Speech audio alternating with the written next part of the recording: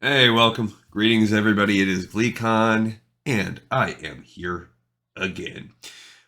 We are a little show called World of Lore of Warcraft, and we explore everything in lore of Warcraft. On the last episode, we continued playing through Warcraft Classic with our human priest. She's trying to wrap up the Stone Talon Mountains, and she's getting pretty close. There's some tough quests to solo for priest in that zone, but she's killing off.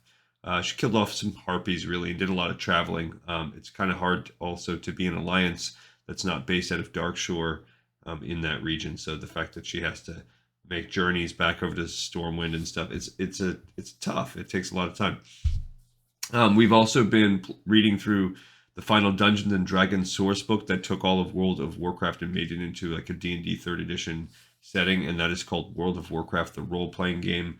The final book is Dark Factions. We're in the 7th chapter of that, and we're getting near the end as we go through each of these different various factions that hasn't been covered yet in that campaign setting. Last time we did the Scarlet Crusade, which was cool, and now we're going to do another cool faction I'm kind of excited about called the Syndicate. I was actually just murdering Syndicate last night. They're one of the for me, not maybe not in terms of the world, but in terms of my own brain, they're one of the least understood factions that there are. So stay a while and listen as we expand our knowledge. Now, the membership of the Syndicate is about 3,000 in their chaotic neutral, aka Cray. They wield strong influence around the Alterac Mountains and the Arathi Highlands. I was fighting them in Hillsbrad. These corrupt, dethroned nobles seek to take advantage of the Alliance's troubles and retake their land. So there you go. I think I kind of remember, I think the Davil Prester or whoever it was that was in Warcraft 2, the traitor that sided with the Horde against the Alliance and then eventually was kind of a spin-off of that family was Deathwing kind of took the place of there's all kinds of evil there. I think this is the spin-off, the remainder of that. The Syndicate is a band of displaced nobles betrayed on all sides who seek only to reclaim the lands that are rightfully theirs. That's what they'll tell you if you ask them. The truth is the Syndicate is a band of thugs who betrayed the Alliance and got what they deserved. Now they prey on the survivors of the Third War and make like their nobility on the ruins of the Old Kingdom. During the Second War, the Horde sought to conscript some Alliance nobles to help them in their campaign. Lord Aiden Perenolde, that's the name, ruler of Alterac, was terrified of the Horde and persuaded a number of Alterac's nobles that an Orc victory was inevitable. Thus it was that the nation of Alterac aided the Horde during the Second War in a number of ways, not the least of which was allowing the Horde to march west unhindered from Quel'Thalas through the Alterac Mountains. We read about that extensively in a couple novels. In this manner, the Horde swiftly reached the capital city of Lordaeron and caught King Taranis by surprise. When Taranis discovered Perenolde's treachery, he sent Alliance soldiers into Alterac and declared martial law. Perenolde was ultimately imprisoned, and other collaborators were stripped of their titles and property, then imprisoned or exiled. Many citizens thought death would not have been too harsh for these turncoats, and thus life became difficult for them. Few people wanted to be associated with the exiles, and they were turned away from every door. On a realistic level, their numbers were large. They resembled refugees instead of a handful of exiles, and most farmhouses couldn't have kept them if they wanted to. Leadership among them was also in dispute. Lord Aiden Perenolde was rotting in prison where he would eventually die, though his son Aladin attempted to assume command. Kind of think he bites it too. The ousted nobles discovered to their dismay that the few bands of free orcs in Lordaeron wanted nothing to do with them and refused them sanctuary, so they began stealing to stay alive. This haughty, fractious group, only loosely affiliated with each other, had many troubles. Aladin Perenolde, son and heir of Aiden Perenolde, was not content to be a lowly highwayman.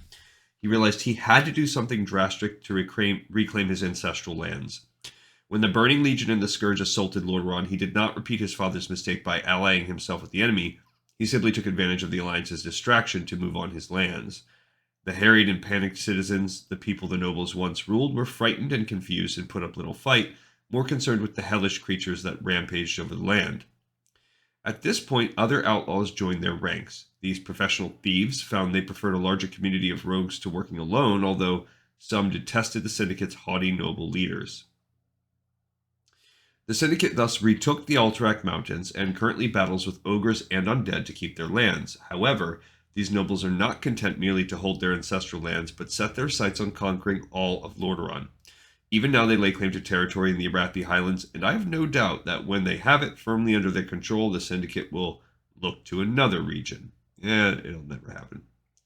The Syndicate is enemy to both the Alliance and the Horde. Even if the Alliance were to rescind Sir Uther's edict and invite the deposed nobles back into the fold, they would refuse. In the mind of Aladin Perenolde and his peers, it was the Alliance that betrayed them and not the other way around.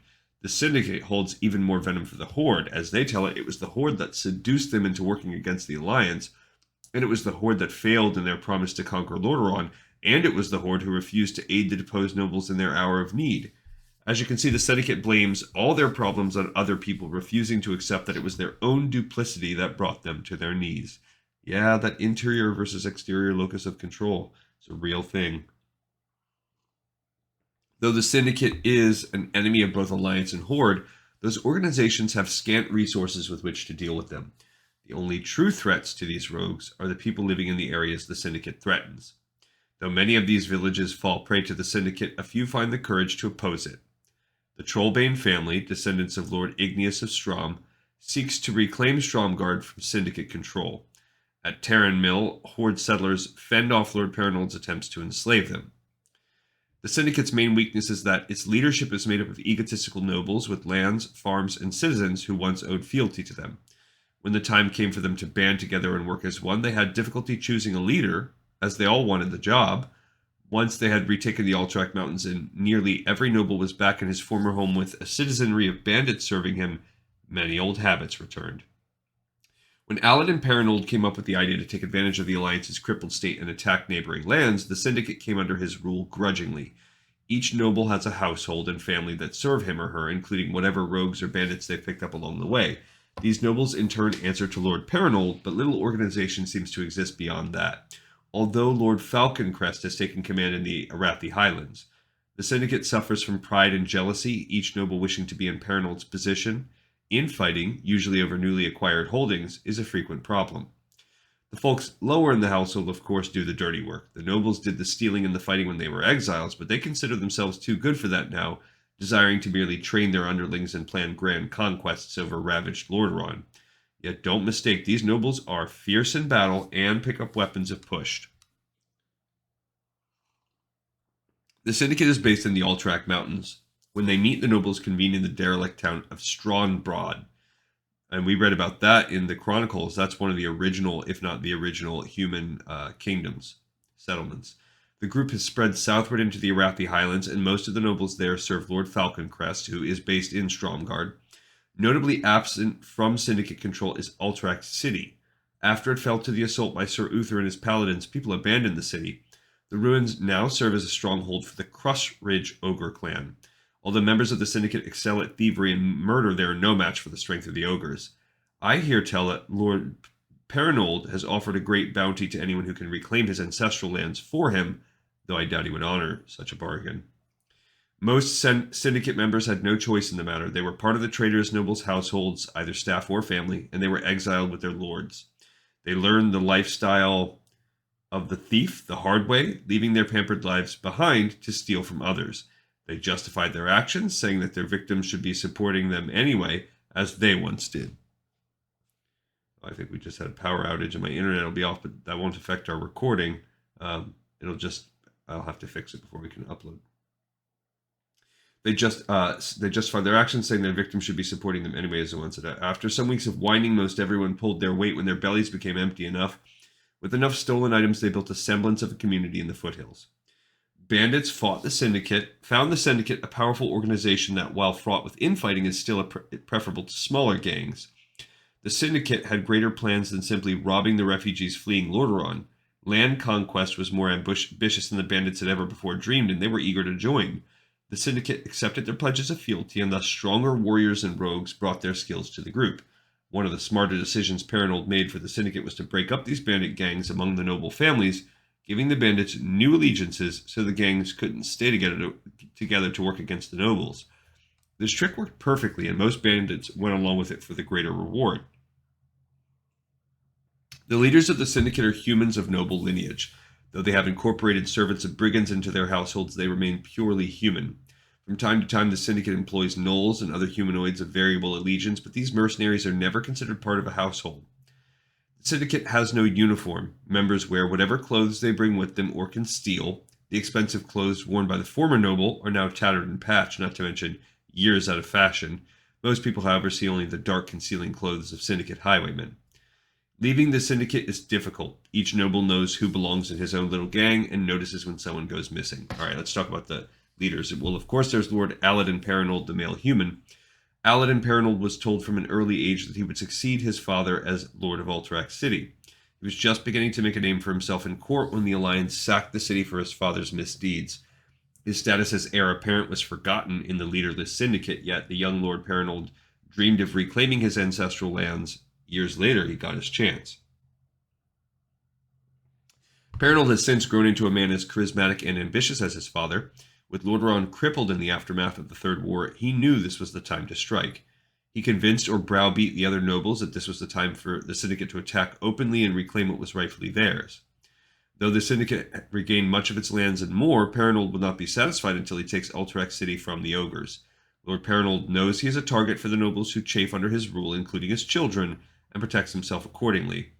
Aladin is in his 40s, though his body is strong, his gray hair shows his age. His clothing and armor often feature the Perenolde crest. Okay, there's also Lord Falconcrest, we talked about at Stromgarde, the male human. Though noble-born, Falconcrest was but a boy when his family was deposed, thus he's more familiar with the ways of a bandit than a courtier. Falconcrest does not trust Aladin Perenolde, expecting him to be as duplicitous as his father, yet respects him for his deviousness. The plan to take Lordaeron lands worked better than he expected, and Falconcrest jumped at the opportunity to lead the Syndicate faction in the Arathi Highlands. Far from Perenolde's control, Falconcrest slowly grooms the rogues under him to work against Perenolde and the Northern Syndicate, although he knows he must move slowly and methodically to make sure his forces are strong enough before he strikes. Falconcrest is younger than Perenolde, in his 30s, and is prepared to bide his time until he is ready. Falconcrest often dresses as a bandit, but his noble bearing betrays his origins. Okay, what if you wanted to be in the Syndicate as a hero? Well, low-level members of the Syndicate trade in the banditry and thievery that sustains this corrupt organization. These tax collectors are mostly former servants and hired thugs, led by eager young scions. Higher-level members of the Syndicate don't engage in that sort of dirty work. They practice much dirtier work, politics. The leadership of the Syndicate is fractured, and much of the noble's household energy goes towards jockeying the position within the unspoken hierarchy, or fore position. The corrupt nobles send their best rogues and assassins not against their enemies, but against their peers. All right, and we have a few adventure hooks. The hero's mission is to recover an artifact from the ruins of Alterac. Knowledge of the city's layout could help them avoid the Crushridge ogres. However, wheedling that information out of a Syndicate member may be as dangerous as facing an ogre. On their way to aid a village under threat from the Scourge, a group of healers bearing supplies disappears.